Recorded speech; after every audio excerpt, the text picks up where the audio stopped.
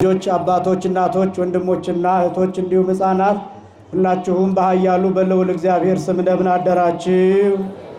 እንደምን አረፈዳችሁ? አምላካችን እግዚአብሔር በዚህ ዕለትና በዚህ ሰዓት በዚህ ቅዱስ ቦታ እንድንሆን እንድንገኝ ስለፈቀደልን ስሙ ለዘላለም የከበረና የተመሰገነ ይሁን።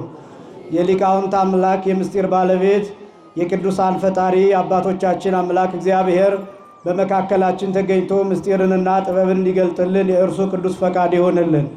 ለተወሰኑ ደቂቃዎች የምንማማርበት የትምህርት ርዕስ የነሐሱ እባብ በሚል ርዕስ ይሆናል። የዮሐንስ ወንጌል ምዕራፍ 3 ቁጥር 14 እና 15 ላይ የሚገኝ ቃል ጌታችን መድኃኒታችን ኢየሱስ ክርስቶስ ለኒቆዲሞስ ያስተማረውን ቃል በመጥቀስ ለተወሰኑ ደቂቃዎች ቆይታ እናደርጋለን። ዛሬ እንደሚታወቀው መጋቢት 27 ነው። መጋቢት 27 በየዓመቱ ጥንተ ስቅለትን በዓለ ስቅለትን ወይም የመጀመሪያውን ጌታችን መድኃኒታችን ኢየሱስ ክርስቶስ የተሰቀለበትን ቀን እናከብራለን። ምንም እንኳን ዕለታት በዓላት ዕለታቸውን ጥንተ ዕለታቸውን እንዳይለቁ በድሜጥሮስ ቀመር አስቀድሞም በሐዋርያት ሥርዓት መሰረት በተሰራው መሰረት ቤተክርስቲያናችን የምታከብር ቢሆንም ስቅለት ብላ ከተወሰኑ ቀናት በኋላ ከ15 ቀን በኋላ በዓለ ስቅለትን የምናከብር ቢሆንም ነገር ግን በየዓመቱ ጥንተ ስቅለት ተብሎ ይሄ በዓል ይታሰባል። ጌታችን መድኃኒታችን ኢየሱስ ክርስቶስ የተሰቀለው መጋቢት 27 ቀን ዕለተ ዓርብ ነው። የተሰቀለበትም ዕድሜ 33 ዓመት ከ3 ወር ሲሆነው ነው። የተሰቀለውም በኢየሩሳሌም ነው። ልዩ ቦታውም ቀራንዮ ነው። የተሰቀለውም በሁለት ወንበዴዎች መካከል ነው። የተሰቀለውም ራቁቱን ነው። የተሰቀለውም በብዙ መከራና በብዙ ስቃይ ነው። ስለዚህም ይህንን የሚያወሳውን ራሱ ጌታችን መድኃኒታችን ኢየሱስ ክርስቶስ ያስተማረውን ትምህርት በማንሳት ጠቅሎ የሚይዝ ስለሆነ የነሐሱ እባብ በሚል ርዕስ እንማራለን። ይህን ትምህርት ነገ ኒቆዲሞስ ነው በአጋጣሚ የዮሐንስ ወንጌል ምዕራፍ 3 ከቁጥር 1 ጀምሮ እስከ ቁጥር 22 ድረስ ያለው የወንጌል ክፍል ነገ የሚተረጎም የሚነበብ ነው። በአንድ ሌሊት በአንድ ቀን በአንድ ስፍራ ለአንድ ሰው ጌታ ያስተማረው ትምህርት ነው። በጣም ትልቁና የነገረ መለኮት ጥግ ተብሎ የሚታወቅ የወንጌል ክፍል ነው። ከዮሐንስ ወንጌል ከባድና ረቂቅ የሚባለውም ይሄ ክፍል ነው። ይሄ የዮሐንስ ወንጌል ምዕራፍ 3 የዮሐንስ ወንጌል ምዕራፍ 1 የተተረጎመበት ክፍል ነው። የዮሐንስ ወንጌል ምዕራፍ 3 ከቁጥር 1 ጀምሮ እስከ ቁጥር 22 ድረስ 5 ነገሮች ተዘርዝረውበታል። አንደኛ ምስጢረ ጥምቀት ተገልጦበታል። ሁለተኛ ምስጢረ ስጋዌ ተገልጦበታል። ሶስተኛ ነገረ መስቀል ተገልጦበታል። አራተኛ ነገረ ፍቅር ወይም የእግዚአብሔር ፍቅር ተገልጦበታል። አምስተኛ ምስጢረ ፍትህ ተብሎ የሚጠራው የፍርድ ነገር የፍርድ ምስጢር ወይም የእግዚአብሔር ፍርድ በብርሃን እንዴት እንደሚገለጥ ተገልጦበታል። እነዚህን 5 ነገሮችን የያዘ ነው። ከነዚህ ከ5 ጉዳዮች አንዱ ነገረ ስቅለትን ነገረ መስቀልን የያዘው ጌታ ለኒቆዲሞስ እንዲህ ብሎ የነገረው ነው። ወበከመ ሙሴ ሰቀሎ ለአርዌ ብርት በገዳም ከማሁ ሀለወ ለወልደ እጓለ እመሕያው ይሰቀል ከመ ኩሉ ዘየአምን ቦቱ ኢይትሐጐል አላ ይረክብ ሕይወተ ዘለዓለም። ከመ ኩሉ ዘየአምን ቦቱ ኢይትሐጐል ይላል ለሊቃውንቱ አላ ይርከብ ሕይወተ ዘለዓለም። ሙሴ የናሱን እባብ በምድረ በዳ እንደሰቀለው እንዲሁ የሰው ልጅም የዘላለም ሕይወት እንዲያገኝ እንጂ እንዳይጠፋ እንደ ናሱ እባብ ተቀጥቅጦ ሊሰቀል ይገባዋል የሚል የዮሐንስ ወንጌል ምዕራፍ 3 ቁጥር 14 እና 15 ላይ የሚገኝ ክፍል ነው። ይህ ክፍል ለየት የሚያደርገው አንደኛ ጌታችን መድኃኒታችን ኢየሱስ ክርስቶስ ለኒቆዲሞስ ያስተማረው ትምህርት ነው። ኒቆዲሞስ ምሁረ ኦሪት ነው። ኦሪትን የተማረ ስለሆነ ሲያነበው ከነበረው ሲያስተምረው ከነበረው ሲተረጉመው ከነበረው ክፍል ነው ጠቅሶ የነበረው። ይሄ ክፍል የሚገኘው በኦሪት ዘኍልቍ ምዕራፍ 21 ከቁጥር 5 ጀምሮ እስከ ቁጥር 9 ድረስ የሚገኝ ታሪክ ነው። ሁልቁ ማለት ቁጥር ማለት ነው። ኦሪት ማለት ሕግ ማለት ነው። ኦሪት ዘኍልቍ ማለት የቁጥር ሕግ ማለት ነው። እስራኤላውያን እየተቆጠሩ የጎደሉበት የመጽሐፍ ቅዱስ ክፍል ነው። ተቆጥሮ ከመጉደል እግዚአብሔር ሁላችንንም ይሰውረን። አንዱ ተቆጥረው የጎደሉበት ታሪክ እባብ ተነስቶ የፈጃቸው ታሪክ ነው። ይህም የሆነበት ምክንያት እግዚአብሔርን እንዲህ ብለው አምተውታል። ይክልኑ እግዚአብሔር ሰሪዓ ማዕድ በገዳም ይዝብት ኮክሃ ወያውህዝ ማየ። እግዚአብሔር በምድረ በዳ ማዕድ መስራት ይችላል ወይ? አለቱን መጥቶ ውሃ ማፍለቅ ይችላል ወይ? አሁን ያለንበት ቦታ ደጋ ስለሆነ ከፍ ያለ ቦታ ስለሆነ እንጂ ቆላ ብንሄድ በረሃ ብንወርድ ይህን ማድረግ ይችላል ወይ ብለው እስራኤላውያን እግዚአብሔርን አሙት ይላል። ያን ጊዜ እግዚአብሔር ሙሴን እንዲህ አለው፣ አውርዶሙ ቆላተ ሐራሴቦን ሐራሴቦን ተብሎ ወደሚጠራ ጽኑ በረሃ ወደ ምድረ በዳ ይዛቸው ውረድ አለው። ይዟቸው ወረደ። መናውን አወረደላቸው፣ ውሃውንም አፈለቀላቸው፣ የሚፈልጉትንም አደረገላቸው። ነገር ግን ነዘር ተብሎ የሚጠራ የበረሃ እባብ፣ መርዛማ እባብ፣ መድኃኒት የማይገኝለት እባብ፣ ፈጣን እባብ ተነስቶ እስራኤላውያንን በአንድነት ይፈጃቸው ጀመር። ያን ጊዜ እስራኤላውያን ብዙዎቹ አለቁ፣ ደነገጡ። ወደ ሙሴ ሄዱ። ሙሴን እንዲህ ብለው ጠየቁ፣ ከእግዚአብሔር ምሕረት ቸርነት አይታጣም፣ ከኛ ኃጢአት መዓት አይጠፋምና እባክህ ወደ እግዚአብሔር አስታርቀን ብለው ወደ ሙሴ ሄዱ። ሙሴም በእግዚአብሔር ፊት ቆመ። ሙሴም እግዚአብሔርን እንዲህ ብሎ ጠየቀው፣ እግዚአብሔር ሆይ ጌታ ሆይ እነሆ ይህንን ሕዝብ ከግብፅ አውጥተህ በምድረ በዳ እንዲያልቅ ብታደርግ አሕዛብ ይሳለቁብሃል፣ ስምህን ይገዳደሩበታል፣ ስምህን ይቀልዱበታል። ስለዚህ እግዚአብሔር ሆይ እባክህ ይህንን ሕዝብ አድን ብሎ ሙሴ በእግዚአብሔር ፊት ቆመ። ሙሴ የካህናት ምሳሌ ነው። ሙሴ የሊቃውንቱ ምሳሌ ነው። ሙሴ የመምህራን ምሳሌ ነው። ሙሴ የቅዱሳን ምሳሌ ነው። ሙሴ የአባቶቻችን ምሳሌ ነው። ሙሴ የጸሎተኞች ምሳሌ ነው። ሙሴ በእግዚአብሔር ፊት መቆሙ ዛሬም አባቶቻችን በእግዚአብሔር ፊት የመቆማቸው ምሳሌ ነው። የሚቀድሰው ካህን በእግዚአብሔር ፊት ይቆማል። የሚቀድሰው ካህን በእግዚአብሔር ፊት ይቃጠላል። የሚቀድሰው ካህን በእግዚአብሔር ፊት ስለ ሕዝቡ መቅሰፍት እንዲከለከል፣ መዓት እንዲከለከል፣ ቁጣን እንዲጠፋ፣ እግዚአብሔር የምህረት ፊቱን ወደ ሕዝቡ እንዲመልስ ይለምናን ካህኑ። አባቶቻችን እንዲሁ ማህሌት የሚቆሙት ሰዓታት የሚቆሙት አባቶቻችን፣ የሚያስተምሩ መምህራን፣ የሚተረጉሙ መምህራን፣ ውዳሴ ማርያም ቅዳሴ ማርያም ትርጓሜ፣ ኪዳንና ትምህርተ ኅቡዓት የሚተረጉሙት፣ ወንጌሉን የሚተረጉሙት፣ መዝሙረ ዳዊቱን የሚተረጉሙት፣ ብሉይ ኪዳኑን የሚተረጉሙት፣ ነቢያትን የሚተረጉሙት አባቶቻችን እንደ ሙሴ በእግዚአብሔር ፊት ይቆማሉ። እግዚአብሔርም ዓይኑን በእነሱ ላይ ያሳርፋል። ስለ እነሱ ጸሎትና ልመና ብሎ እኛን እግዚአብሔር ይምራን። እግዚአብሔር ሁላችንንም ይማረን። ሙሴ በእግዚአብሔር ፊት ቆመ። እግዚአብሔር ሙሴን እንዲህ አለው፣ ውረድና የምልህን አድርግ አለው። ነሐስ ውሰድ፣ ነሐሱን እሳት ውስጥ አስገባው፣ አቅልጠው፣ ቀጥቅጠው፣ ስቀለው፣ ከዛ ሕዝቡን ጠርተህ የተሰቀለውን የነሐስ እባብ እንዲያዩ አድርግ ብሎ እግዚአብሔር ለሙሴ ይህንን ትእዛዝ ነገረው። ሙሴ ይህንን ትእዛዝ ተቀበለ፣ ተመለሰ። ነሐሱን ወሰደ፣ እሳት ውስጥ አደረገው፣ አቀለጠው፣ ቀጠቀጠው፣ እባብ አስመስሎ ሰራው፣ ከዚያ ሰቀለው፣ ከዚያ ሕዝቡን ጠራ፣ እንዲታይ ያደረገ። ያን ጊዜ የተነደፉት ሰዎች የተሰቀለውን የነሐስ እባብ ሲመለከቱ መርዙ ከደማቸው ከሰውነታቸው እየወጣ የነሐሱ እባብ ላይ አረፈ፣ ተፈወሱ። ክብርና ምስጋና ለአምላካችን ይሁን። አመስግኑት እግዚአብሔር። ይሄ እንግዲህ ሰም ይባላል። ይሄ ታሪክ ይባላል። ይሄኛውን ምሳሌ ጌታችን መድኃኒታችን ኢየሱስ ክርስቶስ ወበከመ ሙሴ ሰቀሎ ለአርዌ ብርት በገዳም፣ ሙሴ የናሱን እባብ በምድረ በዳ እንደሰቀለው ከማሁ ሀለወ ለወልደ እጓለ እምሕያው ይሰቀል፣ እንዲሁ የሰው ልጅም ሊሰቀል ይገባዋል። ከመኩሉ ዘየአምን ቦቱ ኢይትሐጐል፣ የሚያምንበት ሁሉ እንዳይጠፋ አላ ይርከብ ሕይወተ ዘለዓለም፣ የዘላለም ሕይወትን እንዲያገኝ እንጂ ብሎ ጌታችን ይህንን ምሳሌ በቀጥታ ጠቅሶ ለኒቆዲሞስ ይነግረዋል። ምን ማለት ነው? የነሐሱ እባብ ክርስቶስ ነው። ነሐሱ መጀመሪያ እሳት ውስጥ መግባት አለበት። ከዚያ ቀጥሎ መቀጥቀጥ አለበት። ከዚያ ቀጥሎ መሰቀል አለበት። ከዚያ ቀጥሎ መታየት አለበት። ደግመውና እጠይቃችኋለሁ። ነሐሱ መጀመሪያ እሳት ውስጥ መግባት አለበት። ሁለተኛ መቀጥቀጥ አለበት። ሶስተኛ መሰቀል አለበት። አራተኛ መታየት አለበት። መጀመሪያ ነሐሱ ምን ውስጥ መግባት አለበት? እሳት ውስጥ መግባት አለበት። ሁለተኛ ምን መደረግ አለበት? መቀጥቀጥ አለበት። ሶስተኛ ምን መደረግ አለበት? መሰቀል አለበት። አራተኛ ምን መደረግ አለበት? መታየት አለበት። እነዚህን አራት ደረጃዎችን ማለፍ አለበት። ነሐሱ ለምንድን ነው እሳት ውስጥ እንዲገባ የሚፈለገው ቢባል ሰሙ እንዲቀጠቀጥ ነው። ቅርጽ ለማውጣት እንዲመች ነው። እንደፈለገ ለማድረግ እንዲታዘዝ ነው። ደክታይል እንዲሆን ነው። ማለብል እንዲሆን ነው። ሐመር እንዲደረግ ነው። በመዶሻ መቀጥቀጥ እንዲችል እንዲታዘዝ እሳት ውስጥ መግባት አለበት፣ መቅለጥ አለበት። ከዚያስ የሚቀጠቀጠው ለምንድን ነው ቢባል ቅርጽ ለማውጣት እንዲመች ነው። ምን አይነት ቅርጽ? እባብ መስሎ እንዲሰራ። የትኛውን እባብ? የነደፋቸውን እባብ።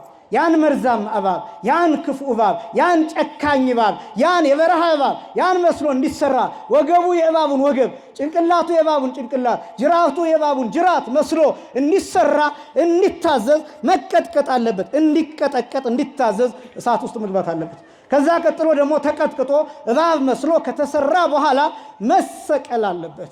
ለምንድን ነው የሚሰቀለው ቢባል እንዲታይ ነው። አሁን እናንተ እኔን የምታዩኝ አብዛኞቻችሁ ላይ ስለሆንኩኝ ከፍ ያለ ቦታ ስለሆንኩኝ ነው። ጉልላቱ የሚታያችሁ ከፍ ያለ ቦታ ስለሆነ ነው።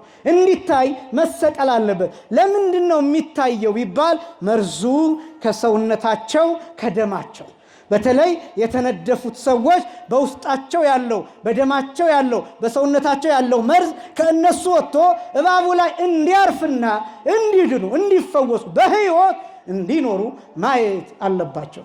ይሄ ሰሙ ነው። የነሐሱ እባብ ክርስቶስ ነው። ነሐሱ እሳት ውስጥ መግባት አለበት ማለት ምን ማለት ነው ቢባል ቃል ሥጋ መሆን አለበት። ቃል ምን መሆን አለበት? ሥጋ መሆን አለበት። ይህንን ቅዱስ ቄርሎስ ይተረጉማል። በከመ ሐፂን ይላል ዘይት ወደይ ውስተ ላህበ እሳት ይለዋል። እሳት ውስጥ እንደሚገባ ብረት ይለዋል። ብረቱ ከእሳቱ ጋር ሲገናኝ ከእሳቱ ጋር ይዋሃዳል። እሳቱ የብረቱን አካል ይይዛል። ብረቱ የእሳቱን ጠባይ፣ የእሳቱን ቅላት፣ የእሳቱን ዋዕይ ወይም የእሳቱን ማቃጠል ወይም የእሳቱን ብሩህነት ይይዛል። እሳቱና ብረቱ ይዋሃዳሉ። ትጨብጡታላችሁ፣ ያቃጥላል። የሚያቃጥለው ብረቱ አይደለም እሳቱ ነው። እንደገና ደግሞ የሚያዘው እሳቱ አይደለም ብረቱ ነው። ምክንያቱም እሳቱ የብረቱን ጠባይ፣ ብረቱ የእሳቱን ጠባይ ገንዘብ አድርጓል። ተዋህዶ ይባላል። ይህም የቃል ገንዘብ ለሥጋ የሥጋ ገንዘብ ለቃል መሆኑ ቃል በሥጋ ርስት ሥጋ በቃል ርስት መግባቱን የሚያሳይ ነው። አስደናቂ ነው። ለምንድን ነው ቃል ሥጋ የሚሆነው? ለምንድን ነው ብረቱ እሳት ውስጥ የሚገባው ቢባል እንዲቀጠቀጥ ነው አለ።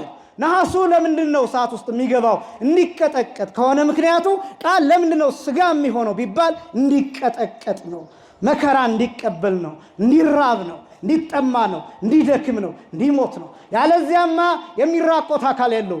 ያለዚያማ የሚመታ አካል የለው። ሥጋ ባይሆን ነፍስን ባይነሳ ደምን ባይነሳ ባይዋሃድ ሰው ባይሆን ወደዚህ ምድር ባይመጣ በባሪያ መልክ ባይገለጥ በእኛ ነፍስ በእኛ ሰውነት በእኛ መልክ በእኛ ባህሪ በእኛ ማንነት በእኛ ምድር በእኛ ዓለም በእኛ ጠባይ ባይገለጥ ኖሮ ማንም አይሰቅለውም፣ አይገረፍም። ካሳ መክፈል፣ ሥጋ መቁረስ፣ ደም ማፍሰስ የሚባል ነገር መስቀል ተሸክሞ መውደቅ 6666 ጊዜ መገረፍ የሚባል ነገር የሾህ አክሊል መድፋት፣ ከአንዲት ሴት ጋር ማውራት፣ መንከራተት፣ መራብና መጠማት፣ መድከም የሚባል ነገር የለም። መሰደድ የሚባል ነገር የለም። ለምሳሌ እግዚአብሔር አብን ልትሰቅለው አትችልም። እግዚአብሔር መንፈስ ቅዱስን ልትሰቅለው አትችልም። ለምን?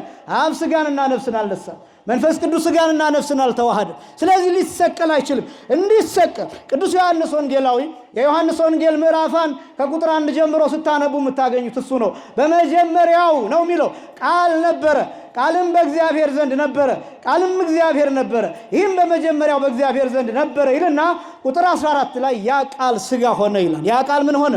ሥጋ ሆነ። ምን ማለቱ ነው? ቅዱስ ዮሐንስ መጀመሪያ አይራብም ነበረ፣ መጀመሪያ አይጠማም ነበረ፣ መጀመሪያ አይደክምም ነበረ፣ መጀመሪያ አይከሰስም ነበር፣ መጀመሪያ በጲላጦስ ፊት መቆም አይችልም ነበር። አሁንስ ሥጋ ሆና፣ ስለዚህስ ይራባል፣ ስለዚህ ይጠማል፣ ስለዚህ ይደክማል፣ ስለዚህ መከራ ይቀበላል። መከራ እንዲቀበል ብረቱ እሳት ውስጥ መግባት እንዳለበት ሁሉ ቃል ሥጋ መሆን አምላክ ሰው መሆን ነበረበት። ክብርና ምስጋና ለስም አጠራሩ ይሁን። አመስግኑት እግዚአብሔር። ሰው የሆነው ለዚህ። ሁለተኛ መቀጥቀጥ አለበት። ብረቱ እሳት ውስጥ ከገባ በኋላ ይቀጠቀጣል። ለምንድን ነው የሚቀጠቀጠው? እባብ መስሎ እንዲሰራ። ቃል ሥጋ ከሆነ በኋላ ይቀጠቀጣል። ለምንድን ነው የሚቀጠቀጠው? እባብ እንዲመስል። እባብ እንዲመስል ማለቱን ማለት ነው ቢባል ኃጢአተኛ እንዲመስል። በኃጢአተኛ ምሳሌ ነው ክርስቶስ የተሰቀለው። ተቀጥቅጧል። መቀጥቀጥ የሚባለው በሁለት ይከፈላል። በ33 ዓመት ከ3 ወር ውስጥ ጌታ የተቀጠቀጠው መቀጥቀጥ አንደኛ አካላዊ፣ ሁለተኛ መንፈሳዊ ተብሎ ይከፈላል። አካላዊ የሚባለው ግዙፍ የሆነው የሚቆጠረው፣ የሚታየው፣ የሚሰማው፣ የሚተረከው፣ የሚነገረው ነው። መንፈሳዊ የሚባለው ረቂቅ የሆነው ነው።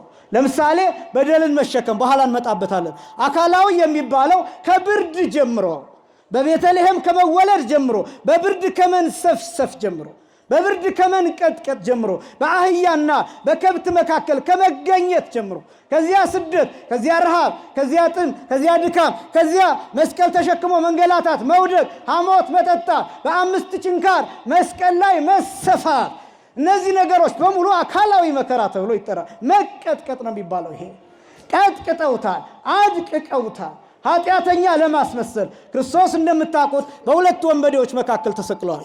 በቀኝ በኩል የተሰቀለው ጥጦስ ይባላል፣ በግራ በኩል የተሰቀለው ዳክርስ ይባላል። ሁለቱም 40 ዘመናት ደም ሲያፈሱ ሲቀሙ የኖሩ ናቸው። በምድረ በዳ የኖሩ ናቸው። እነዚህን የሰቀሏቸው ለእርማት እንዳይመስላችሁ፣ ለመቀጣጫ እንዳይመስላችሁ፣ ክርስቶስን ወንበዴ ነው ለማለት ነው። ሎቱ ስብሐት። በቀኝ በኩል የመጣው በቀኝ የተሰቀለውን ይሄ ምንድነው ብሎ ይጠይቃል። ይሄማ እኮ ገሌ የሚባል ወንበዴ ነው ብሎ ይናገራል። ወደ መሃል መጥቶ ጌታን ይህሳ የመካከለኛው ብሎ ሲጠይቅ እንዴ ይሄማ ዋናው የወንበዴዎቹ አለቃ ይላል። በግራ በኩል የመጣው በግራ የተሰቀለውን ይሄ ማን ነው? ይሄ ምንድነው ብሎ ይጠይቃል። ይሄማ ዳክርስ ይባላል፣ ኃይለኛ ወንበዴ ሽፍታ የነበረ ነው ይላል። ይሄስ የመካከለኛው ብሎ ጌታን ሲጠይቅ እንዴ ምን ጥያቄ ያለው? እሱማ የወንበዴዎቹ የሌቦቹ የሽፍቶቹ አለቃ ለማለት ክርስቶስን ኃጢአተኛ ለማስመሰል፣ ወንበዴ ለማስመሰል፣ ሽፍታ ለማስመሰል፣ ሌባ ለማስመሰል፣ የመጨረሻው የኃጢአተኞች ጥግ ኃጢአተኛ ለማስመሰል እንጂ እነሱን ለመቀጣጫ ለማረሚያ አይደለም። ቀጠቀጡት። ክርስቶስን ኃጢአተኛ ለማስመሰል ቀጠቀጡት። እውነተኛ ሌባ ለማስመሰል ቀጠቀጡት። እውነተኛ ወንበዴ ለማስመሰል ቀጠቀጡት። በአደባባይ መስቀል አሸክመው እንዲደፋ አደረጉት። በቡጢ መቱት። ጥርሱ እስኪወል መቱት። ጺሙን ነጩት። አንዱ ከፊት አንዱ ከኋላ እየሆኑ ወደፊትና ወደኋላ እየሳቡ ደፉት። መስቀል ተሸክሞ እንዲወድ አደረጉት። ምራቃቸውን ተፉበት። ዓለም ላይ አለ የሚባል አይነት ስድብ ሰደቡት። ኃይለኛ የሚባል ጡንቻ ያላቸው ጉልበት ያላቸው ከ570 በላይ የሚሆኑ ወታደሮች ተሰብስበው ገረፉት። 6666 ጊዜ ጀርባው ላይ አካሉ ላይ የጅራፍ ጫፍ አረፈበት። እንዲያውም አባቶቻችን ሲገልጡ የጅራፉ ጫፍ ላይ የተቀመጠ ወይም የተንጠለጠለ ወይም የታሰረ የሚስማር የብረት ስብርባሪ፣ የብርጭቆ ስብርባሪ፣ የአጥንት ስብርባሪ የሾለ ነገር የብራቱ ጫፍ ላይ እንዲደረግ የጅራፉ ጫፍ ላይ እንዲደረግ ተደርጎ አንድ ገራፊ የጌታ ጀርባ ላይ አሳርፎ ሲያነሳው እፍይ ስጋ ይዞ ይነሳል። ጽዋ ሙሉ ደም ይረጫል። እነዚህ ስቃያት ተቆጥረው 6666 ጊዜ፣ አንድ ጊዜ አይደለም፣ ሁለት ጊዜ አይደለም፣ ሶስት ጊዜ አይደለም፣ 570 ወታደር እየተፈራረቀ እየደከማቸው ገበጣ እየተጫወቱ ቁማር እየተጫወቱ እየተመላለሱ ቁጥር ተሳሳትን እያሉ እነ ዮሐንስ ወንጌላዊ እየቆጠሩት ነው የምንናገረው። ወታደሮቹ የቆጠሩት አይደለም፣ አይሁዳውያን የቆጠሩት አይደለም።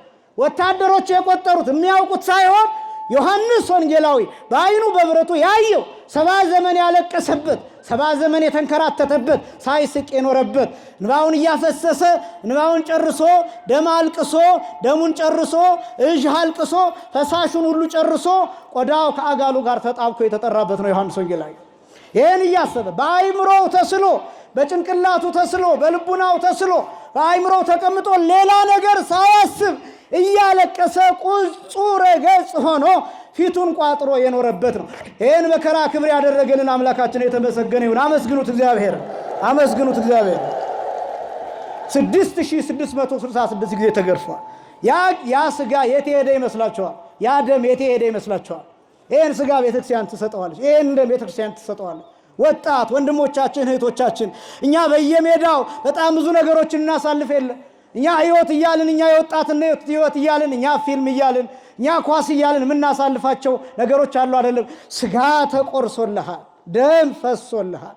ያ በጅራፍ ጫፍ ቀራንዮ ምድር ላይ የተበተነው ስጋ፣ ያ በጅራፍ ጫፍ ቀራንዮ ምድር ላይ የተረጨው ደም፣ ያ የተፈረፈረው ስጋ፣ ያ የተፈተፈተው ስጋ፣ ያ ምድር ላይ የወደቀው ስጋ፣ ያ አንተ ንስር ሆነ እንድትበላው የተሰጠ ስጋ ይህንን ራሱ ጌታ እንዲህ ብሎ አስቀምጦታል። የማቴዎስ ወንጌል ምዕራፍ 24 ቁጥር 28 ላይ ሀባሃሎ ገደላ ህዬ ይትጋብኡ አንስርት፣ ስጋ ወዳለበት ንስሮች ይሰበሰባሉ ይላል። ያ ስጋ ቀራንዮ ላይ አለ።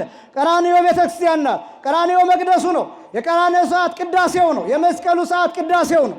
የጌታችን የመድኃኒታችን የኢየሱስ ክርስቶስ የመስቀል ሰዓት ከ6 ሰዓት ጀምሮ እስከ 9 ሰዓት ድረስ ያለው የመስቀል ሰዓት ምሳሌ ነው። የቅዳሴ ሰዓት ምሳሌ ነው።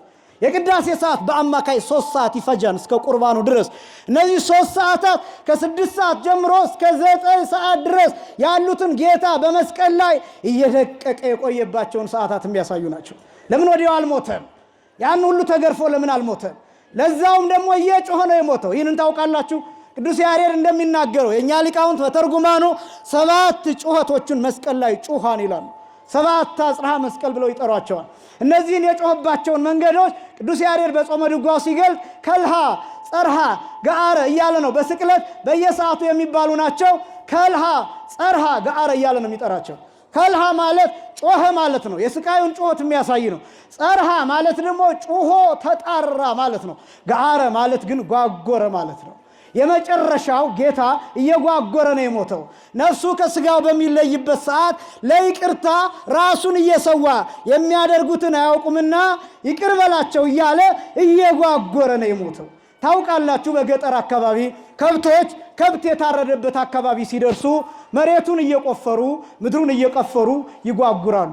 ደሙ ይሸታቸዋል። የነሱ ወገን የሆነው የታረደበት ቦታ ፈርሱ ይሸታቸዋል። መሬቱን ይቆፍሩታል። ክርስቶስ የተሰቀለው የአዳም አጽም ያለበት ቦታ ነው።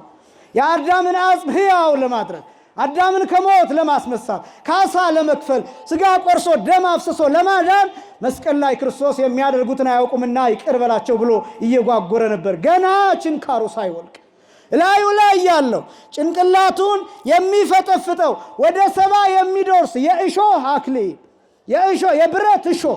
የብረት እሾህ እስከ ልቡ ድረስ የሚገባ ላዩ ላይ ጭንቅላቱ እየተፈጠፈጠ ነው የምላችሁ። አናቱ እየተፈጠፈጠ አንጎሉ እየተፈጠፈጠ መስቀል ላይ ሆኖ የሚያሳዝነው የሚያደርጉትን አያውቁምና ይቅር በላቸው እያለ ነው የሞተው። ከመስቀል በኋላ አይደለም ይቅር ያለን፣ መስቀል ላይ እያለ ነው ይቅር ያለን። ችንካሩ ከወለቀ በኋላ አይደለም ይቅር ያለን፣ እየተወጋ ነው ይቅር ያለን። ችንካሩ ሳይወልቅ ደሙን እያዘራ ትኩሱ ደም እየፈሰሰ ከሙታን ተለይቶ ከተነሳ በኋላ የባለፈውን ትቼዋለሁ አይደለም ያለው። እዚያው መስቀል ላይ እንዳለ እዚያው እየቃተተ እዚያው እየሞተ ስጋው አልቆ አጥንቱ ደቆ እንደ በረዶ ነጭ ሆኖ እየታየ እዚያ ሆኖ ነው የማረን፣ እዚያ ሆኖ ነው ይቅር ያለን። ክብርና ምስጋና ለስም አጠራሩ ይሁን። ስለ ቸርነቱ አመስግኑት፣ እግዚአብሔር አመስግኑት። ያንሰዋል፣ አመስግኑት ስለ ቸርነቱ ስለ ርኅራኄው። ይሄ ነው የመጀመሪያው አካላዊ መቀጥቀጥ የሚባለው ይሄ ነው። ይሄኛው አካላዊ፣ ይሄን ትንሽ ተናገርኩት፣ ይሄን ትንሽ ገለጥኩት። ሁለተኛው ግን አይገለጥም። ሁለተኛው ከአይምሮ በላይ ነው። እንዲያውም እሱ ራሱ እንዲህ ብሎ ይናገራል።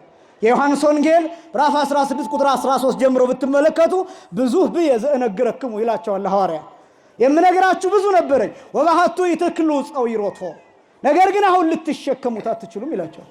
ወሶበ ጰጻ በራክሊጦስ መንፈሰ ጽድቅ ውእቱ ይመርሐክሙ ኀበ ኩሉ ጽድቅ፣ አጽናኙ በመጣ ጊዜ ወደ እውነት ሁሉ ይመራቸዋል፣ ያሳስባቸዋል፣ በአይምሯችሁ ይቀርጸዋል።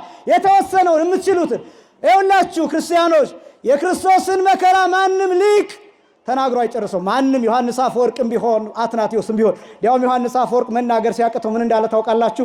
የተቀደሰው ቅዳሴ ብክይዎ ወላህውዎ እለታፈቅርዎ፣ የምትወዱት አልቅሱለት ነው ያለ።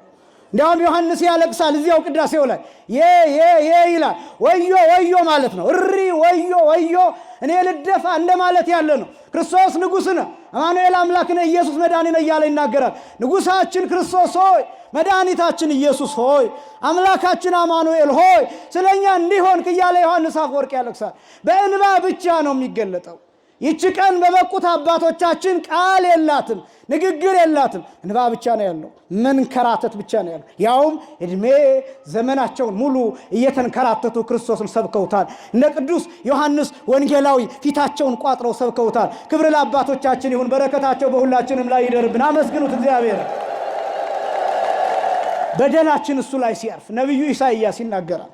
ትንቢተ ኢሳይያስ ምዕራፍ 53 ላይ መቀጥቀጥ ሁለት ነው እያልኩ እሱን ነው እየተናገርኩት ያለሁት። መቀጥቀጥ ነበረበት። የተቀጠቀጠው አንዱ አካላዊ ነው፣ መከራው ነው፣ ችንካሩ ነው፣ ጅራፉ ነው አልኳችሁ። ሁለተኛው ረቂቅ ነው፣ መንፈሳዊ ነው አልኳችሁ። እሱ ምንድነው? በደላችን እሱ ላይ ሲያርፍ ነው። በደንብ ስሙኝ። ስለ በደላችን ይላል ነብዩ ኢሳይያስ ሲናገር ደቀቀ ይላል። በደላችንን በእርሱ ላይ አኖረ ይላል። ስለ መተላለፋችን ቆሰለ ይላል። ሕመማችንን ተሸክሟል፣ ደዌያችንን ይዟል። እነዚህ ነገሮች ትሰማላችሁ፣ ረቂቅ ናቸው። እነዚህ በደልን መሸከም ይቻላል ወይ? በደል ረቂቅ ነው። ኃጢአት ለረቂቅ ነው። ወጣቶቹ በእናንተ ቋንቋ በደል ማስ የለውም፣ በደል ቮሊዩም የለውም፣ በደል ዴንሲቲ የለውም፣ ሜዥር አይደረግም። በደላችንን በእርሱ ላይ አኖረ ሲል ምን ማለት ይመስላችኋል? በደል ድንጋይ ነው ወይ? አንስተ የሆነ ቦታ የምታስቀምጠው ድንጋይ ነው? ቁስ ነው ወይ? ምክንያቱም ማስ የለውም፣ ቮሊዩም የለውም፣ ምድገት የለውም፣ ይዘት የለውም፣ ምንም አይለካም፣ ዴንሲቲ የለውም፣ እፍጋት የለውም። ነገር ግን በደላችንን በእርሱ ላይ አኖረ ይላል። እንዴት ሆኖ በደል በእርሱ ላይ ተቀመጠ? ይህን ማድረግ የሚችለው ክርስቶስ ብቻ ነው። ለምን? አምላክ ስለሆነ። ከዚያስ በደላችንን ተሸከመ። መሸከሙ ብቻ አይደለም፣ አድቅቆታል።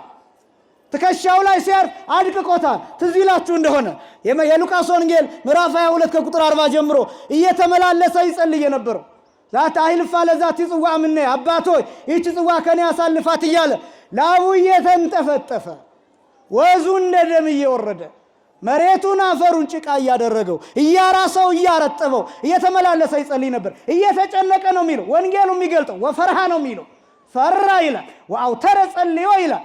አጽንቶ ተመላልሶ አብዝቶ ይጸልይ ነበር ይላል። ለምን ፈራ? የሚሸከመው የኛን በደል ነው ወዳጄ።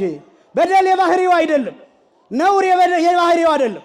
የኛን ኃጢአት፣ የኛን ነውር፣ የኛን በደል መስቀል ላይ ይሸከመዋል። ያን ጽዋ ነው ይለፍ እያለ የነበረው። እንዲህ ይላል አኮ ፈቃደ ዚአየ አለ ፈቃደ ዚአከ ለይኩን። እንዲህ ስለሆነ ግን የኔ ፈቃድ አይደለም ያንተ ፈቃድ ይሁን ይላል። ለምን? ለመሞት ነው የመጣው። ፈቃዳቸው አንድ ነው፣ ከአብ ጋር አንድ ነው፣ ከመንፈስ ቅዱስ ጋር አንድ ነው። ስለዚህ መስቀል ላይ የሁላችንን ኃጢአት ይሸከማል፣ ያደቀዋል። ጫንቃው ላይ ያርፋል፣ ያደንቀዋል። ትከሻው ላይ ያርፋል፣ ያደቀዋል፣ ይጨነቃል። ከዛ ነብዩ ኢሳይያስ እንዲህ ይላል፣ ተጨነቀ ይላል፣ ተሳቀየ ይላል፣ አፉንም አልከፈተም ይላል። አልነገራቸውም ለሐዋርያት። ይሄን የሚያውቅ የሚረዳ ሰው እኔ አሁን ጥቂቱን ለማሳየት እየሞከርኩ እንጂ ይሄን መናገር የሚችል ማንም የለም። የክርስቶስ መከራ ዓለም እስኪያልፍ ድረስ ተነግሮ አያልቅም። የሚናገረውም ቃልም የለም፣ የሚገልጠው ቋንቋም የለም። የክርስቶስ መከራ ደቋል። ይሄ መቀጥቀጥ ይባላል። የነሐሱ እባብ ክርስቶስ ነው። ነሐሱ እሳት ውስጥ መግባት አለበት፣ ቃል ሥጋ መሆን አለበት። ሁለተኛ መቀጥቀጥ አለበት፣ መከራ መቀበል አለበት። ሶስተኛ መሰቀል አለበት። ለምንድን ነው የሚሰቀለው? እንዲታይ ነው። ክርስቶስ ለምንድን ነው የሚሰቀለው? እንድናየው ነው። እንዳልኳችሁ እኔን የምታዩኝ አብዛኞቻችሁ ከፍ ያለ ቦታ ስለሆንኩኝ ነው። ክርስቶስን ቀና ብለን እንድናየው መሰቀል አለበት። ማየታችን ብቻ አይደለም፣ እንድንሳብ ጭምር ራሱ እንደገለጠው በዮሐንስ ወንጌል ምዕራፍ 12 ላይ እምከመ ተለአልኩ እምድር ስህብ ኩሎ ሀቤ፣ ከምድር ከፍ ያልኩ እንደሆነ ሁሉን ወደ እኔ እስባለሁ ብሎ እንደተናገረው እንዲስበን በመስቀል ላይ ተሰቀለ። አንደኛ። ሁለተኛ በመስቀል ላይ የተሰቀለበት ምክንያት መርገምን እንዲሽር ነው። እንዲህ ተብሎ ተጽፏል ይላል ቅዱስ ጳውሎስ ሲናገር ገላትያ ምዕራፍ 3 ቁጥር 13 ላይ በእንጨት የተሰቀለ የተረገመ ነው ተብሎ ተጽፏል ይላል። ክርስቶስ ይላል እኛን ከእርግማን ይዋጀን ዘንድ ይላል ስለ ሁላችን እርግማን ሆነ ይላል። ስለ ሁላችን ምን ሆነ? እርግማን ሆነ። ይከብዳን ቃሉ ለመጥራት አይደል? ስለ ሁላችን እርግማን ሆነ ማለትን ማለት እንደሆነ ተቀላችሁ። ያን ጊዜ ክርስቶስ መስቀል ላይ በተሰቀለበት ሰዓት አዳም ብላችሁ ብትጠሩ አቤት የሚላችሁ ክርስቶስ ነው። ምክንያቱም በአዳም ቦታ የተሰቀለው ክርስቶስ ነው። የኛን እርግማን፣ የኛን ጦስ፣ የኛን በደል፣ የኛን ነውር፣ የኛን መጥቆር፣ የኛን መጎሳቆል፣ የኛን መከራ፣ የኛን ስቃይ፣ የኛን ባርነት ተሸክሞታል መስቀል ላይ። ስለዚህ መስቀል ላይ ያን የሁላችን መልክ አርፎበታል። አንተ ብታየው ትጥለዋለህ። ነብዩ ኢሳይያስ እንዲህ ይላል እንወደው ዘንድ ደም ግባት የለውም ይላል። እንዴት ልትወደው ትችላለህ? በቀራንዮ በኩል ያኔ ብታል መስቀል ላይ የራስህን ኃጢአት ተሸክሞ ታየዋለህ።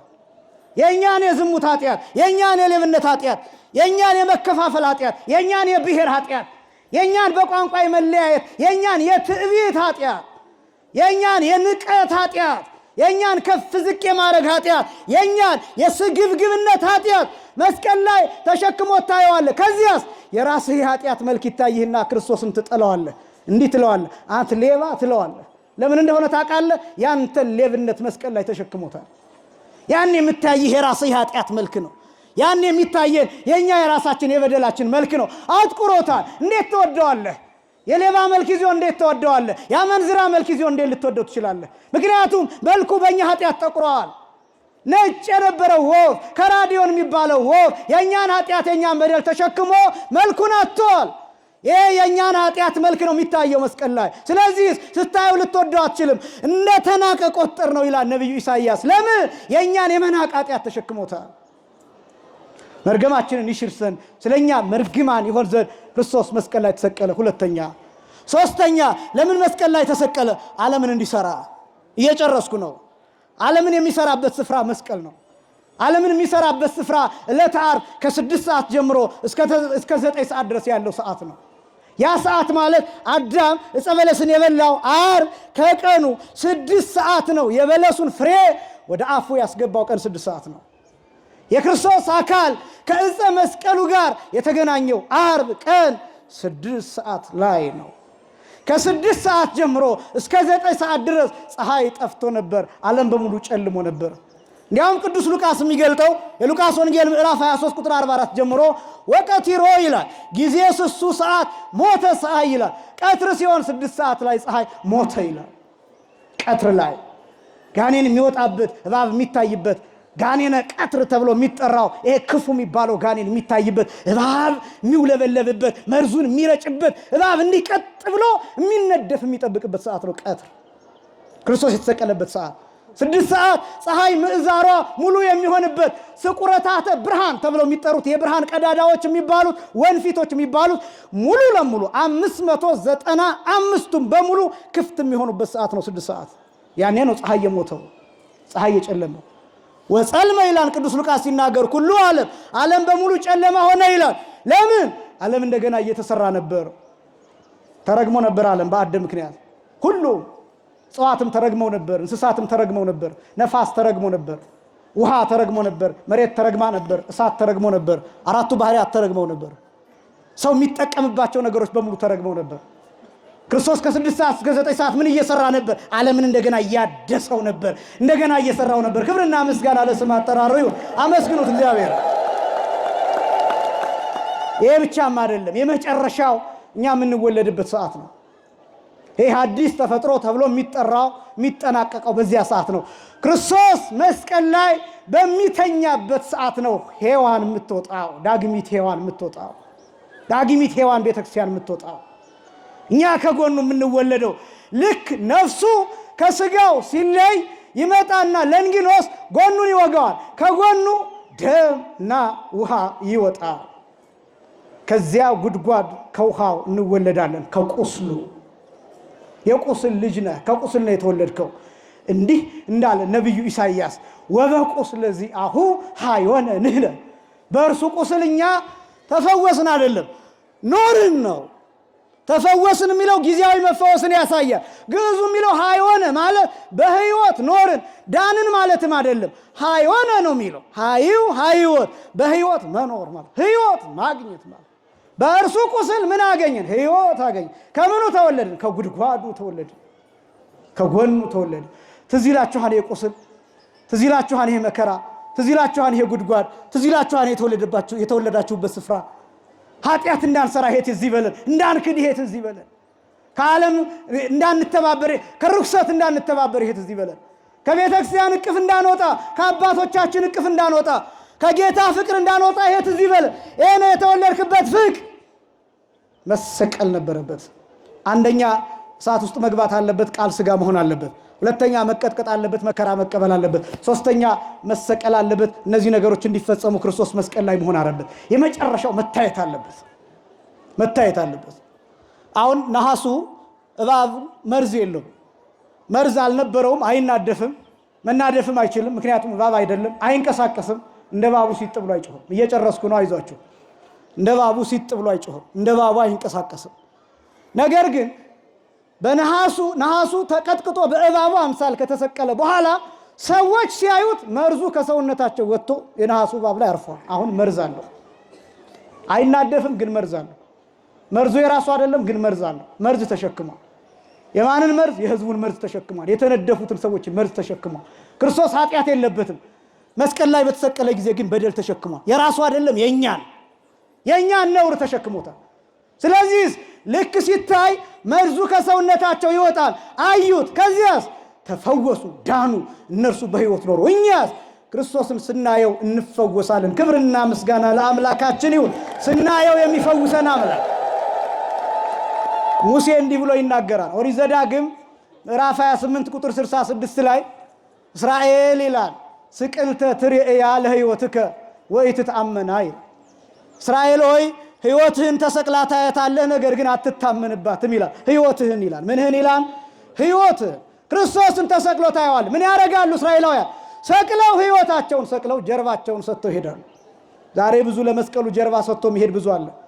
ለታቦቱ ጀርባ ሰጥቶ መሄድ፣ ለአባቶቹ ጀርባ ሰጥቶ መሄድ፣ ለቅዳሴው ጀርባ ሰጥቶ መሄድ፣ ለቤተክርስቲያን ጀርባ ሰጥቶ መሄድ፣ ለክህነት ጀርባ ሰጥቶ መሄድ፣ ለወንጌል ጀርባ ሰጥቶ መሄድ፣ ለንስሐ ጀርባ ሰጥቶ መሄድ። በጣም ብዙ ሰው አለ፣ ብዙ የሚክድ ሰው አለ። እግዚአብሔር ሁላችንን ከክህደት ይጠብቀን። መታየት አለበት። ቅዱስ ጳውሎስ እንዲህ ይላል ገላትያ ምዕራፍ 3 ከቁጥር 1 ጀምሮ ኦ አብዳን ሰብአ ገላትያ መኑ አይመበክሙ ከመ ይትመኑ በጽድቅ፣ እናንተ የገላትያ ሰዎች ሆይ ይላል ለእውነት እንዳትታዘዙ አዚም ያደረገባችሁ ማን ነው ይልና እነሆ ክርስቶስ በዓይናችሁ ፊት ይላል እንደተሰቀለ ሆኖ ተስሎ ነበር ይላል። ለምንድን ነው ማየት ያልቻልነው? ክርስቶስ በዓይናችን የማያልፈው ለምንድን ነው? እና አቡነ ገብረ መንፈስ ቅዱስ እኮ አሞራ መጥቶ ዓይናቸውን አውጥቶ አፍስሶ ሲጠጣው ትዝ የማይላቸው ለምን እንደሆነ ታውቃላቸው? በዓይናቸው ፊት የሚያልፈው የክርስቶስ መከራ ነው፣ የጌታ ራቁትነት ነው። ያ ግርፋት፣ ያ የተተለተለው ቆዳ፣ ያ የተገፈፈው ቆዳ፣ ያ የገጠጠው አጥንት፣ ደም ስለሚታያቸው ለዚያ ነው በዓይናችን። በእኛ ዓይን ብዙ ነገር ያልፋል። ፊልሙ ያልፋል፣ ኳሱ ያልፋል፣ ማስመሰሉ ያልፋል፣ ግብዝነቱ ያልፋል። ዓይናችን እስኪጠፋ ቲክቶክ እናያለን፣ ዓይናችን እስኪጠፋ ዩቲዩብ እናያለን፣ ዓይናችን እስኪጠፋ ፌስቡክ እናያለን። ሁሉን ነገር ማግኘት የምንፈልገው ፌስቡክ ውስጥ ነው። ቅዳሴውን ማግኘት የምንፈልገው ቲክቶክ ውስጥ ነው።